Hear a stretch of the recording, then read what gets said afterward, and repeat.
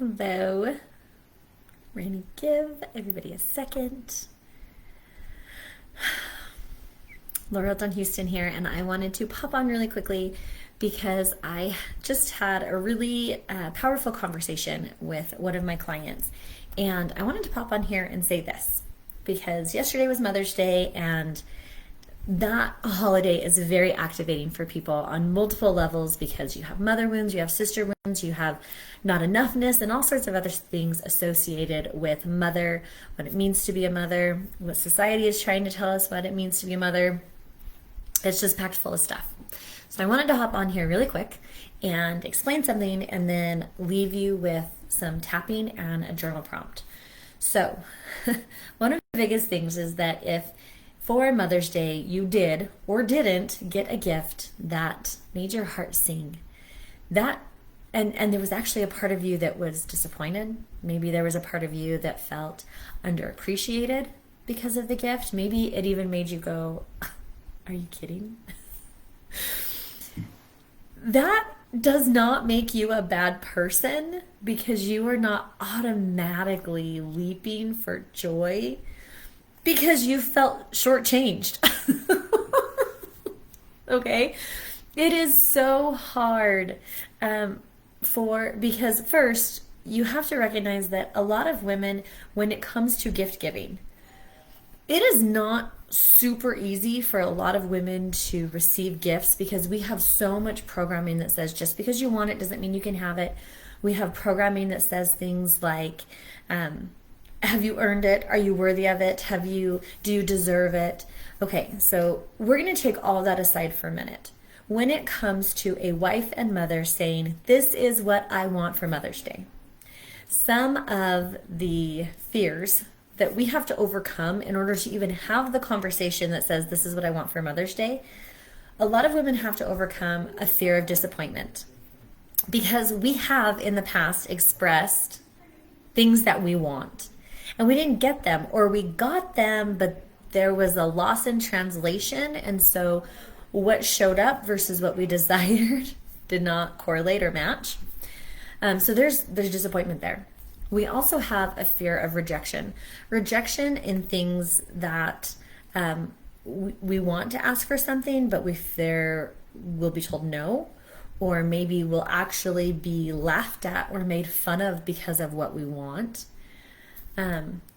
We also have programming that says just because you want it doesn't mean you can have it. And so as a mom, we want things, but we are thinking that self-sacrificing is the motherly thing to do.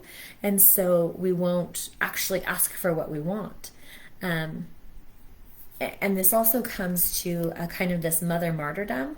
When you are a mother and I do so much for everyone and no one appreciates me, when we actually vocalize and say, this is what I want, sometimes we won't do that because then we can't say, see, no one got me what I wanted.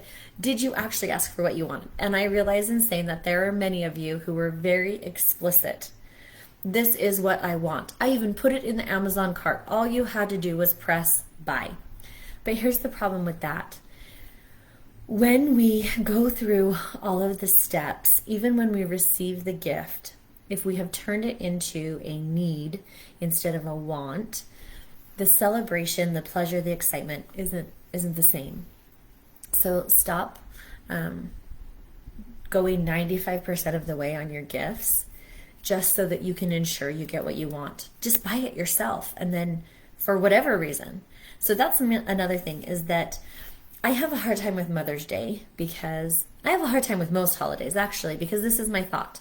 If the only reason you're treating me this way is because it's a holiday and you feel socially obligated to treat me this way, then don't. It doesn't count.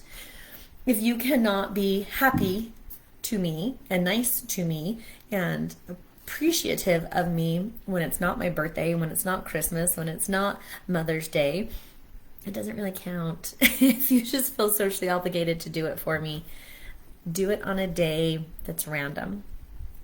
That's when it really sinks in for me. And you may be different, and that's fine. So here's the last piece. A lot of moms will cop out and say, you don't have to get me anything. And part of the reason that we do this is that there is a piece of us that goes, if you get me a gift, then I have to give you a gift. And that is just one more thing I have to add to my to-do. And I have to hold mental space for from now until Father's Day, from now until your birthday, from now until Christmas. And so a lot of times, and I ask you, and I invite you to kind of sink in with this, are you telling people, don't get me anything? Because there's part of you that goes, if they don't get me anything, then I don't have to get them anything.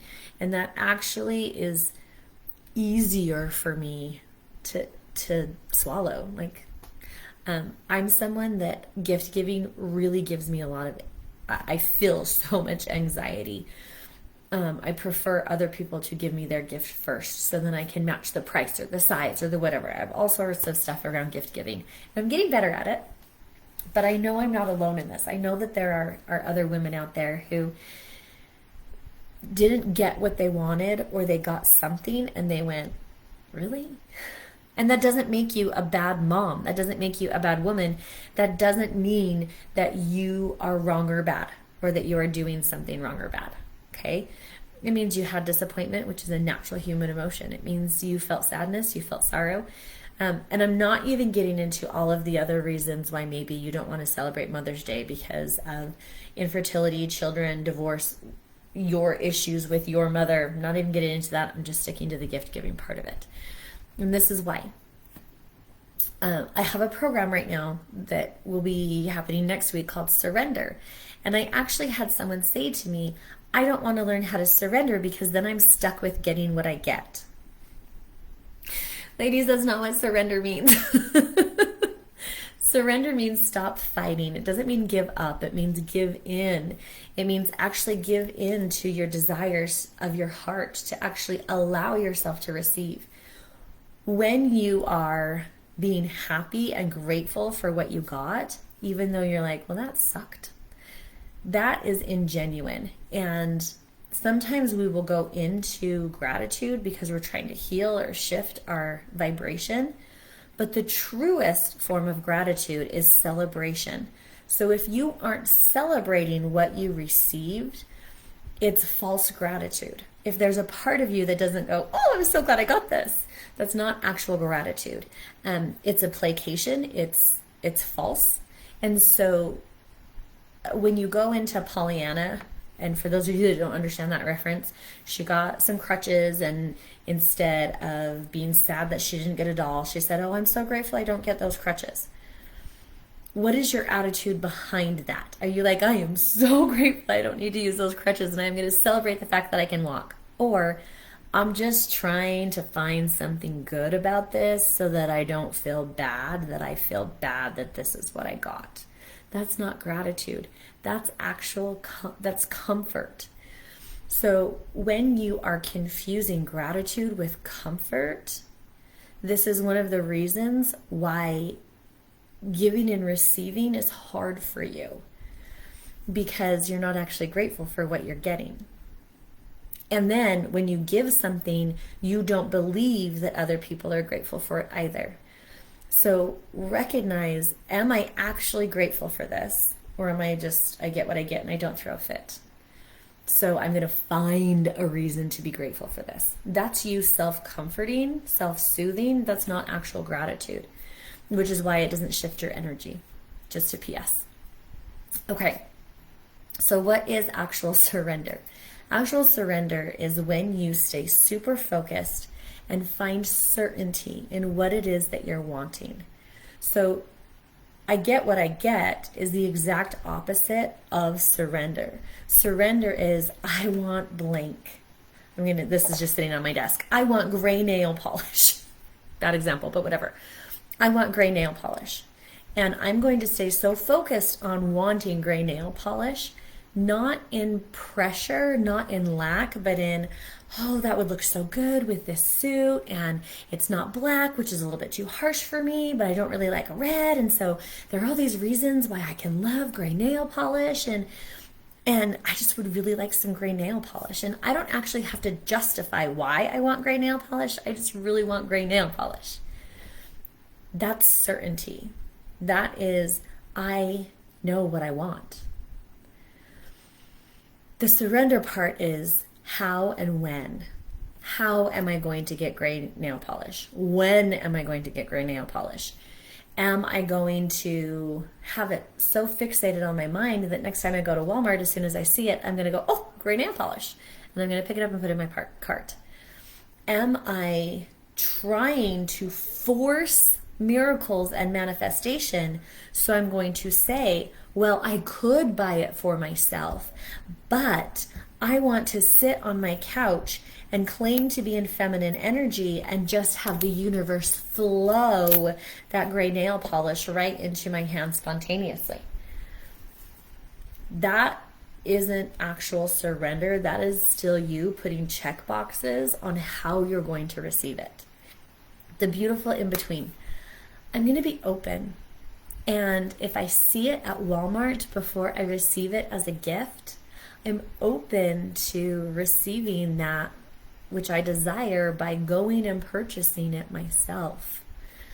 But somehow we have decided that if we purchase it ourselves, then that wasn't a miracle. Except for many people, having the money to purchase gray nail polish whenever they want to is a miracle. So are you staying certain with what you want? And are you letting go of how and when it comes to you, or are you still trying to control that? So just a few things to think about, but what I wanted to do really quickly, when I post this, when it goes live, you will see a journal prompt and a tapping. And what I would encourage you to do with this, the tapping is just 3 lines. It's really quick. I am not a traditional tapper. I do not go through all of the points. I actually just do it in one place because it's just as effective. So the tapping would be take a deep breath in and really release this out. Now take a shallow breath in, big breath out. I am allowed to want. I am allowed to desire and express my desire. I am safe to receive the things that bring me joy. Deep breath in and out. Now the journal prompt is, if I allowed myself to have what I wanted, I would want. All right. What is it that you're wanting? And I know manifestation people are going to say, you're not supposed to want because that tells the universe you're in lack. Correct. But unless you've done a crap ton of personal development work, your brain doesn't understand another word. So if you have done a lot of personal development and you need to change want to I would love, go ahead. If you are in a place that you're like, wait, I'm not supposed to want things, just leave the word want there and do it, because you are only accountable for that which you know and understand. So if you got to receive, if you were actually allowed the universe to spoil you in the way that it wants to, and you could have what you wanted, what you desired, what you longed for, what would you long for? So I love you ladies. I hope that this was helpful. If you were activated by Mother's Day for whatever reason, and you feel called to join Surrender, please join. If you feel like, no, I need something else, and you want to do a personal mentoring session or a breath session with me, I can give you details on those, or I can connect you with one of the advanced body mapping practitioners that are able to do breath work as well. But ladies, start with the tapping, do the journaling. You are allowed to receive. You are allowed to desire, and it is safe for you to receive the things of your heart's desire. So I love you. Oh, and Surrender. I changed the price because I'm having a lot of conversations about Surrender, and so I wanted to make it a little bit more affordable. So I did reduce the price by $100. So it's now $222 for Surrender. It's next week. I'll put the link in there. You can look through the sales page. And if you have questions, just let me know. But do your journaling, do your tapping, and I love you.